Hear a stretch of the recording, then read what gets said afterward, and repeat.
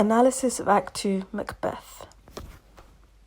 Analysis of Act 2, Scene 1, Banquo chooses his allegiances. Firstly, Banquo and his son go on a walk at night. The fact that Banquo is in his son reminds the audience of the witch's prophecy that Banquo's sons will be kings. In this scene, there is a starless dark sky. This acts as a bad omen and foreshadows the evil acts that Macbeth is about to commit.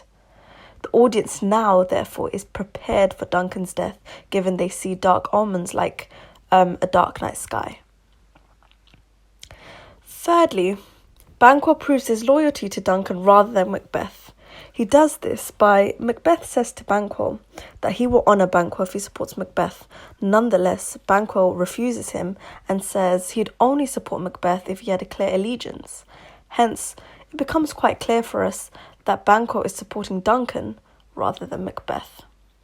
So here Shakespeare presents to us even further that Banquo has a moral conscience that is much greater than Macbeth and that Banquo is a much more loyal character. In scene 2, Duncan is murdered and the Macbeths are filled with guilt.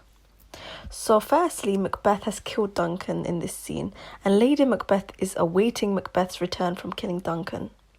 We see that Lady Macbeth is feeling quite guilty as she feels really shaken up and even compares Duncan to her father. This is very uncharacteristic of Lady Macbeth, as we've seen her previously as a very merciless character. So the fact that she seems quite family orientated and almost startled is very uncharacteristic of her and perhaps shows that she's either gone soft or is feeling extremely guilty. There's a great deal of foreshadowing that also occurs in this scene, for Lady Macbeth suggests that Macbeth may be going mad. This foreshadows her own turn to insanity toward later in the play. Also, there is a repetition of a knocking sound.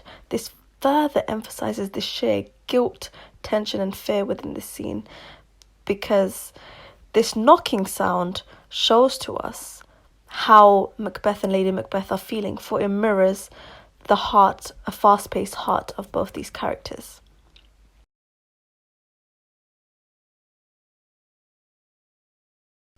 In scene 3, Duncans body is found. It starts with the porter's monologue, which creates a great deal of tension and anticipation. Macduff finds Duncan's body and is completely mortified. This further brings a lot of tension. So Duncan's sons, Donalbain and Malcolm, finally in the last bit of the scene, flee. Though this makes them seem like potential culprits, which is very, very good for Macbeth because this allows him to seize the throne.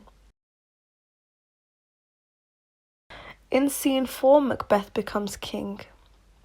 Macbeth becomes king in the start of Act 1. However, him actually becoming king isn't until Act 3. So in this scene, Macbeth becoming king, it's a bridge between Act 2 and Act 3. This makes the reader even more curious and even more tense to what is going to happen. Following Duncan's death, you see a great deal of dark events occurring that disrupt the natural order. This shows the karmic effect of killing a king.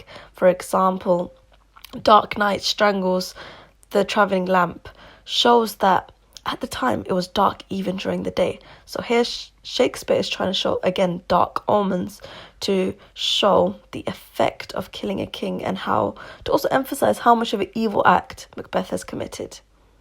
Finally, the last part of the scene ends in tension as Macduff's suspicion of Macbeth becomes evident, for despite him telling and announcing that perhaps Macbeth will become king, Macduff does not attend the coronation, so he is very still suspicious of Macbeth. So here we see that Macduff and Macbeth are indeed opposing forces. Now below are some very important quotes from Act 2 that you can use in your exam.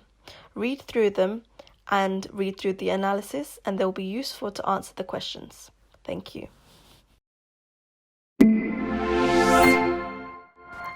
I hope you found this video useful. Support us by liking, subscribing and sharing with your friends. If you have any questions, post it on our forum at examqa.com.